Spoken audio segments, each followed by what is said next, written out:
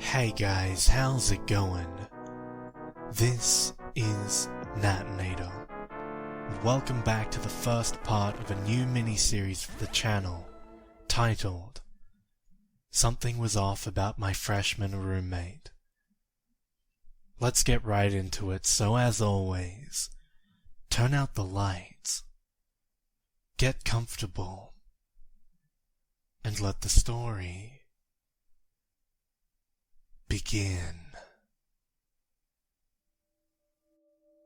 It didn't take long for me to realize that my freshman college roommate was a very strange guy.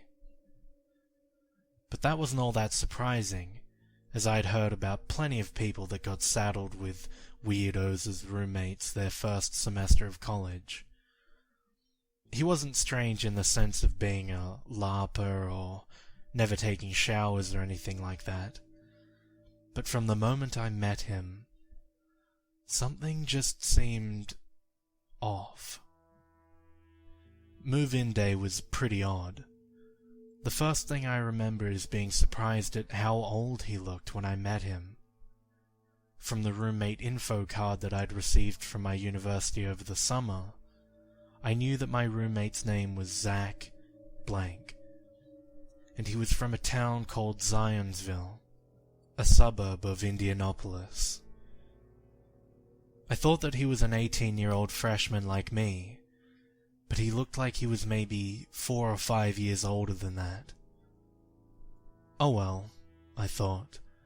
It had been 2 months since I read that roommate card, so I figured I was simply mistaken, and that he was just one of those guys that waited a few years before going to college. Now, all that Zach brought with him to move into our dorm was a duffel bag of clothes. No furniture, no computer, no belongings, nothing. He didn't even bring bedding. I asked him if that was all he had, and after an awkward pause, he said that he was bringing the rest of his stuff later. For the next hour, I went about setting up our room. Zach sat down at the desk that came with the room and pulled an iPod out of his back pocket. So he did at least have some other things, I thought. He put his headphones on, and while doing so, he would just watch me or look out the window. I tried talking to him while doing this, but his answers would be pretty short. "Are your parents here with you today?" "No." "Do you know what you want your major to be yet?" "No." "Do you know anyone else here at DePaul?" "No." After another half hour of feebly trying to converse with him, Zach says, "That's a pretty girl. Who is she?" I was holding a framed picture of my girlfriend. "What? Oh, that's Andrea. She's my girlfriend. She goes to IU." I set the frame down on the nightstand by my bed, and that was all he said. After another 30 minutes of awkward silence, I have to get out of there, so I go to meet up with the only other guy I know from high school, my buddy, Joel. I tell Joel that I think my roommate situation is going to be a disaster this semester, and then we go out to grab a bite to eat. I come back to my room to find Zach is gone, but I see his duffel bag still lying on the floor. I finish setting up the room and go to bed around 1 a.m. Zach still isn't back by then. I don't sleep well that first night, but figure it's due to sleeping in a new, unfamiliar place. I wake up to find Zach sleeping on his mattress with no sheets.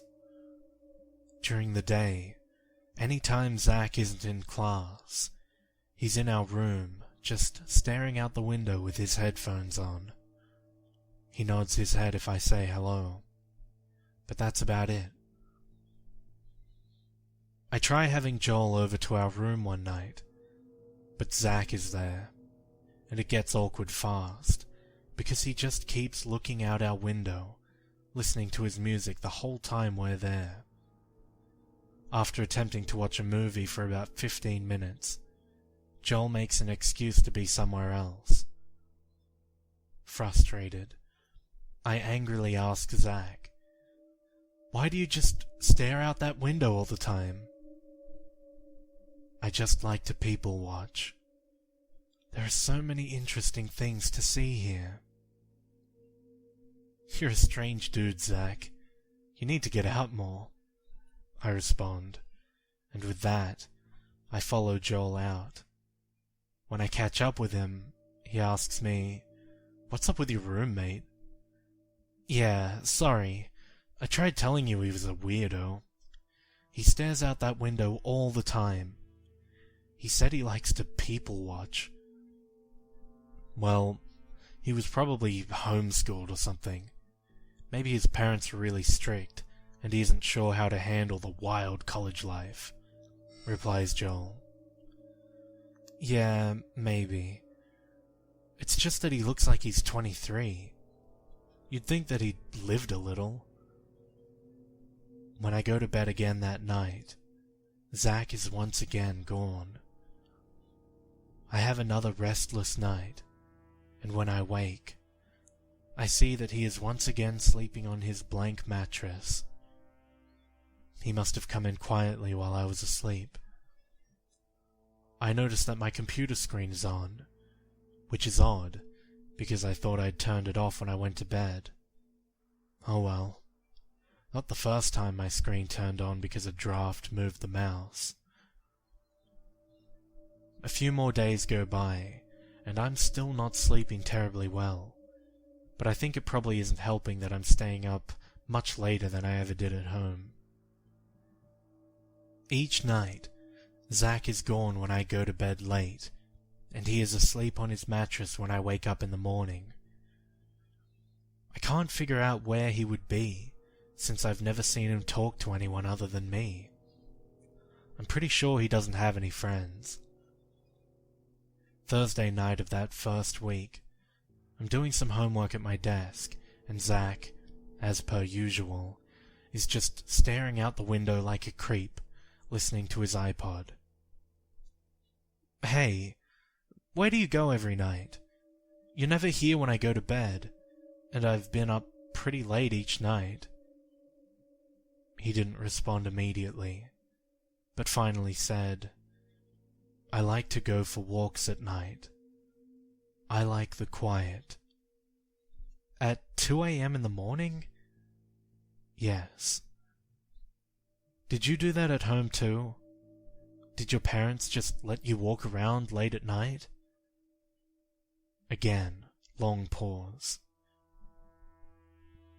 "I lived in a pretty small town, so it was safe. My parents didn't care." "I thought you were from Zionsville. Isn't that pretty much Indianapolis?" Another longer pause. Zach finally says, "I'm going for a walk," and walks out the door. Late that night, I'm startled awake to find Zach just standing next to my bed, looking at me. "Jesus! Oh God! Zach, what the hell are you doing? You just about gave me a heart attack." "You look very peaceful when you sleep." "What?" I say groggily. "What the hell are you talking about?" "You look very serene as you sleep. I envy that." Thoroughly creeped out, I say, "I gotta take a piss." I didn't have to pee, but just wanted to get away from Zach. I go to Joel's room and tell him what just happened. It's about 3 a.m., so I'm not sure Joel is completely coherent, but he lets me crash on his couch. The next day between classes, I share with Joel again how uncomfortable Zach is starting to make me. "Have you tried Googling him?" asks Joel. He's gotta have a Facebook page or something online. Maybe you can find something out about the creep. Yeah, I'll check it out when I get back to my computer. After another class, I returned to my room. Fortunately, Zach was in class. I typed Zach blank Zionsville IN into the search bar on Google. Google finds thousands of web pages instantly, but I stare in disbelief at the top listing. Zionsville teenager, Zach blank, stabbed to death, culprit still missing. I click the link and see an article from the indie newspaper about the brutal murder of my roommate, who was repeatedly stabbed to death in his bedroom 2 weeks ago. They show Zach's senior photo. It is not the same person that I've been sharing a room with for the past week. I close the browser and sprint to Joel's room, but he has classes until 4. Wanting to be out of our dormitory, I text him, saying to meet in the student commons after his classes. I don't want to be anywhere near my room if Zach should return in the meantime. Joel finally meets me in the student commons and I tell him everything.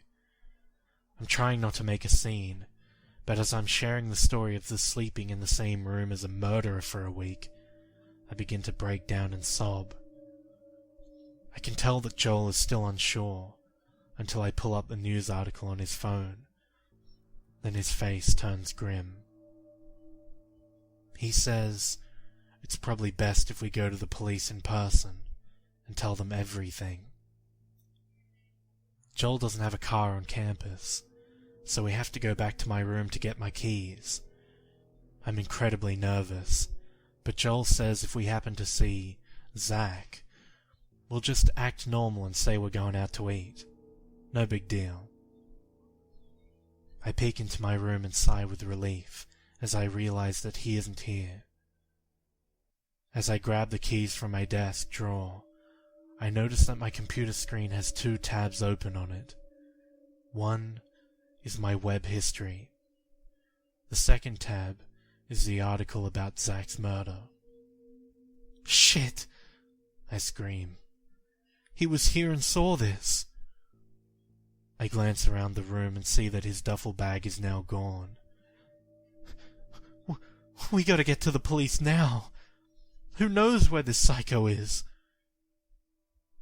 As I'm running out of the room, I notice something odd.